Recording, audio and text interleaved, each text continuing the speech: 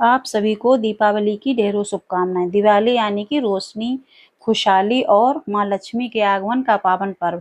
इस दिन अगर सही विधि विधान से माँ लक्ष्मी और भगवान विष्णु गणेश का पूजन किया जाए तो साल भर घर में सुख समृद्धि और धन की वर्षा बनी रहती है। आज की इस वीडियो में आप सभी को दिवाली पूजन की बहुत ही सरल और संपूर्ण विधि करके दिखाऊंगी। तो देखिए, हमारे हिंदू धर्म में दीपावली का त्योहार सबसे बड़ा त्योहार माना जाता है और दीपावली के दिन लक्ष्मी जी का पूजन भी किया जाता है। तो आज की इस वीडियो में आप सभी जानेंगे कि हमें लक्ष्मी जी का पूजन कैसे करना चाहिए, कौन सा मंत्र बोलना चाहिए और पूजा विधि के तुरंत बाद कौन सा उपाय करना चाहिए ताकि माँ लक्ष्मी का निवास स्थायी रूप से हमारे घर में बना रहे। तो देखिए, दीपावली के दिन शाम के समय हमें हमें इस पूजन को करना होता है। शाम के समय नहा धोकर स्वच्छ वस्त्र धारण करके सबसे पहले आप एक चौकी लगा लें। ध्यान रहे कि चौकी आप इस प्रकार से लगाएं कि आपका जो मुख है वो उत्तर दिशा की ओर होना चाहिए। अगर उत्तर की ओर मुख ना कर पाए तो पूर्व दिशा की ओर मुख करके आपको इस प्रकार से एक चौकी लगा लेनी है। चौकी के ऊपर लाल रंग का वस्त्र बिछा देंगे। अब इसके ऊपर हम लक्ष्मी जी और गणेश जी का एक पोस्टर लगाएंगे। इस तरह के पोस्टर आपको मार्केट में बड़े ही आसानी से मिल जाएंगे और ये बहुत ही ज़्यादा महंगे भी नहीं मिलते। 10 से 20 रुपए में बड़ी आसानी से आपको मार्केट में कहीं भी मिल जाएंगे। अब हम चौकी के ऊपर सबसे पहले अक्षत 2 जगहों पर लगाएंगे और अब इसके ऊपर हम गणेश जी और लक्ष्मी जी को की नई प्रतिमा जो है मूर्ति लेकर आए उन्हें स्थापित करेंगे, विराजमान कर देंगे। अगर आप नई मूर्तियां नहीं लेकर आए हैं तो पहले से जो आपके घर में गणेश जी लक्ष्मी जी की मूर्ति है उन्हें भी स्थापित कर सकते हैं। इसके बाद में सुपारी के रूप में हम भगवान विष्णु को यहाँ पर विराजमान कर देंगे। अगर आपके पास में भगवान विष्णु की मूर्ति या फोटो कुछ है तो आप उन्हें भी विराजमान कर सकते हैं। इस दिन सोने और चांदी का भी पूजन किया जाता है क्योंकि सोना और चांदी माँ लक्ष्मी का ही प्रतीक होते हैं। तो सोने चांदी की भी जो चीजें आपने धनतेरस के दिन खरीदी हैं उन्हें आप रख दें। नया कुछ नहीं लिया है तो जो चीजें आपके पास पहले से हैं सोने चांदी की उन्हें भी रख सकते हैं। इसी के साथ हम कुछ पैसे भी रख देंगे क्योंकि जो धन पैसा होता है इसे भी माँ लक्ष्मी का ही स्वरूप माना जाता है। और साथ ही में धनतेरस के दिन अगर आपने कोई बर्तन वगैरह खरीदा है तो उसे भी हम यहीं पर रख देंगे। इन सभी का हमें पूजन करना होता है। अब देखिए, जो दिवाली की पूजा है यह एक बहुत ही बड़ी पूजा मानी जाती है। तो इस दिन कलश स्थापना करना बहुत ही शुभ रहता है। अगर आपके पास समय है तो कलश स्थापना इस दिन जरूर कीजिए। तो जहां आप बैठे हुए हैं अपने हाथ से लेफ्ट हैंड की तरफ यानी कि लक्ष्मी जी के राइट हैंड की तरफ हमें अक्षतों की एक ढेरी लगानी है। ध्यान रहे कि पूजा में प्रयोग किए गए चावल बिल्कुल भी खंडित नहीं होने चाहिए। तो चावल से हम यहाँ पर एक अष्टदल कमल बना लेंगे क्योंकि माँ लक्ष्मी को अष्टदल कमल बहुत ही प्रिय है। अगर आपको बनाना नहीं आता तो केवल आप चावल की ढेरी लगाकर इसके ऊपर कलश स्थापना कर सकते हैं। अब हम लेंगे एक पीतल का या आप तांबे का लोटा ले सकते हैं। इसमें हम पूर्ण रूप से जल और गंगा जल भर लेंगे और इसके ऊपर में स्वास्तिक बनाकर रख लेंगे। इसके बाद इसमें हल्दी, सुपारी, सिक्का, थोड़ी सी चावल, 2 लौंग और 1 इलायची हम इस कलश के अंदर डालकर कलश का कंठ मौली धागे से बांध देंगे। अब आम के पत्तों पर टीका लगाकर हम कलश को सजाएंगे। अगर आम के पत्ते ना मिले तो आप अशोक के पत्ते भी लगा सकते हैं। और अब हम इस कलश को अष्टदल कमल के ऊपर स्थापित कर देंगे और एक चावलों से भरे हुए पूर्ण पात्र से हम कलश को ढक देंगे और एक नारियल और मौली धागे से बांध करके हम यहाँ पर रखेंगे। आप चाहें तो लाल रंग का कपड़ा भी लपेट सकते हैं। अब नारियल का मुख अपनी ओर रखते हुए कलश के ऊपर इस नारियल को रख देंगे और इस तरह से हमारे कलश की स्थापना हो जाएगी। अब हमें अखंड दीपक जलाना है तो इसके लिए मैं यहाँ पर चावलों से स्वास्तिक बनाऊंगी। आप स्वास्तिक बनाना ना चाहें तो आप थोड़े से चावलों की ढेरी लगाकर उसके ऊपर भी अखंड दीपक जला सकते हैं। देखिए, जो अक्षत होते हैं यह माँ लक्ष्मी को और भगवान विष्णु को अत्यंत ही प्रिय हैं। इसलिए इससे बना कोई भी चिन्ह देवी देवताओं को तुरंत ही प्रसन्न करता है। इस प्रकार से चावलों के ऊपर में एक बड़ा दिया जलाया जाता है। ये अखंड दीपक होता है। दिवाली की रात पूरी रात यह दीपक जलता रहता है और इस दीपक में सरसों का तेल भरा जाता है। तो इस प्रकार से हम दीपक जला देंगे। और दीपक जलाकर प्रार्थना करेंगे कि माँ लक्ष्मी, आज मैं आपका पूजन करने जा रही हूँ या कर रहा हूँ। आप मेरी पूजा को स्वीकार करें। कोई गलती रह जाए तो मुझे क्षमा करें और मेरे घर में स्थायी रूप से निवास करें। इस तरह से संकल्प करने के बाद में फिर हम पूजा को शुरू करेंगे। तो सच्चे भाव के साथ सबसे पहले हम भाव रूपी जल का स्नान छींटे के रूप में लगाकर करेंगे। यहाँ पर मैंने सभी देवी देवताओं को स्नान करा दिया। स्नान कराने के बाद फिर वस्त्र रूपी भावना के साथ हम मौली कलश कलावा जो है वो समर्पित करेंगे। तो यहाँ पर सबसे पहले गणेश जी को, माँ लक्ष्मी जी को, भगवान विष्णु को, कुबेर देव को, सरस्वती माता को, हमने सभी को सोना चांदी जो भी चीजें आपने रखी हैं, कलश देव को तो हमने पहले से ही मौली धागा बांध दिया है। तो इस प्रकार से वस्त्र की भावना से हम सभी को मौली समर्पित कर देंगे। और अब हम सभी को तिलक करेंगे। भगवान श्री गणेश जी को, माँ लक्ष्मी को, सरस्वती माता को और कलश को, देव को अखंड दीपक, सभी को हम तिलक करेंगे। साथ ही पूजन में जो भी परिवार सदस्य सम्मिलित हैं उन्हें भी हम तिलक करेंगे। और अब हम सभी पर अक्षत समर्पित करेंगे। इसके बाद हम गणेश जी को जनेऊ समर्पित करेंगे, हल्दी की एक गांठ समर्पित करेंगे, भगवान विष्णु को भी जनेऊ समर्पित कर देंगे। जनेऊ नहीं है तो आप मौली भी समर्पित कर सकते हैं। इसके बाद हम सभी को पुष्प समर्पित करें। भगवान श्री गणेश को पीले रंग का पुष्प समर्पित करेंगे। माँ लक्ष्मी को इस दिन अगर हो सके तो आप कमल का पुष्प जो फूल है वह जरूर ही चढ़ाइए। मैं यहाँ पर गुड़ैल का पुष्प अर्पित कर रही हूँ। माँ लक्ष्मी को लाल रंग अत्यंत ही प्रिय है और इसी के साथ में विष्णु जी को भी हम पीले रंग का पुष्प समर्पित करेंगे। हम माँ को यहाँ पे गुलाब का फूल समर्पित कर रहे हैं। कलश देव को भी हम पुष्प समर्पित कर देंगे। इसके बाद माँ लक्ष्मी की प्रिय चीजें जो इस दिन उन्हें जरूर समर्पित करना चाहिए, बहुत ही शुभ माना जाता है। और ये सभी चीजें आपको 5 से 10 रुपए में बड़ी ही आसानी से मार्केट में भी मिल जाएंगी। सबसे पहली जो वस्तु है, माँ लक्ष्मी को बहुत प्रिय है कौड़ियाँ। इसे माँ लक्ष्मी की बहन के रूप में भी माना जाता है, क्योंकि समुद्र मंथन से लक्ष्मी और कौड़ी दोनों का ही जन्म हुआ था। इसी के साथ में 5 गोमती चक्र हम ले लेंगे। आप देख रहे हैं इस प्रकार से हमें इसके अंदर में चकुमा आकृति दिखाई दे रही है, इसे ही गोमती चक्र कहा जाता है। इन्हें ले लेंगे। इसी के साथ में कमल गट्टे आते हैं मार्केट में, बहुत आसानी में 5 कमल गट्टे ले लें। लक्ष्मी चक्र भी मिलता है, उसे भी आप ले सकते हैं। इसी के साथ सुपारी भी समर्पित कर दीजिए। और अब इसके बाद में हम सप्तधान समर्पित करेंगे, यानी कि 7 प्रकार के अनाज इस दिन समर्पित किए जाते हैं। साबुत अनाज इसके लिए हम समर्पित करेंगे। तो यहाँ पर मैंने गेहूं, बाजरा, जौ, चावल मतलब 7 अनाज लिए हैं। तो इस तरीके से आप भी 7 अनाजों को चढ़ा सकते हैं। उसके बाद में आपको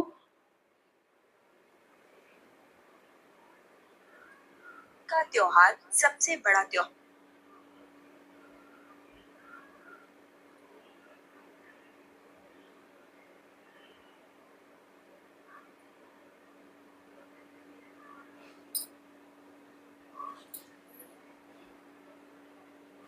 आप चाहें तो कोई भी 7 प्रकार के अनाज यानी कि सप्तधान समर्पित कर सकते हैं। सप्तधान समर्पित करना बहुत ही शुभ माना जाता है।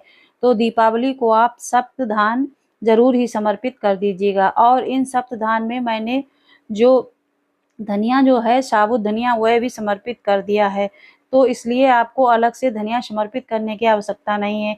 तो इस प्रकार से हम सप्तधान समर्पित कर देंगे। और इसके बाद में हम भोग के रूप में कोई भी मिठाई समर्पित करेंगे। आप चाहें तो घर की मिठाई ले सकते हैं, आप चाहें तो मार्केट से बनी हुई मिठाई भी ला सकते हैं। तो आपके यहाँ जो भी मिठाई है वो आप समर्पित कर सकते हैं। साथ ही में इस दिन फल जरूर समर्पित करने चाहिए। तो आप कोई भी ऋतु फल समर्पित कर सकते हैं। और इसी के साथ लोग इस दिन पंचमेव का भोग भी समर्पित करते हैं। तो सबसे ज़्यादा जरूरी है इस दिन खील बतासों का भोग। हमारे पास आज अभी नहीं है, अब दिवाली शुरू हो रही है तो वीडियो हम आपके लिए पहले से बना रहे हैं। तो खील बतासे आपको हम दिखा नहीं सकते हैं, लेकिन हम ये पोहा और गट्टी आपको दिखा रहे हैं। इसी को आप मान लीजिए, इसी तरीके से आप खील बतासे चढ़ाइए। तो ये भोग आप जरूर समर्पित कीजिएगा, क्योंकि खील बतासा लक्ष्मी को अत्यंत प्रिय है। तो यहाँ पर सभी को थोड़ी थोड़ी मात्रा में खील बतासों का भोग समर्पित करेंगे। जो बर्तन आप नया खरीद कर लाए हैं उसमें थोड़ी मात्रा में खील बतासा जो है हम छिड़क देंगे। और इसके बाद में 2 पान के पत्ते हमें लेने हैं। 2 पान के ना मिल पाए तो 1 पान का पत्ता भी आप ले सकते हैं। पान माँ लक्ष्मी को अत्यंत प्रिय होता है। पान के पत्ते के ऊपर जो भी चीज़ें आपने भोग के रूप में चढ़ाई हैं, वे सभी चीज़ें थोड़ी-थोड़ी मात्रा में आप ऊपर रख दीजिएगा।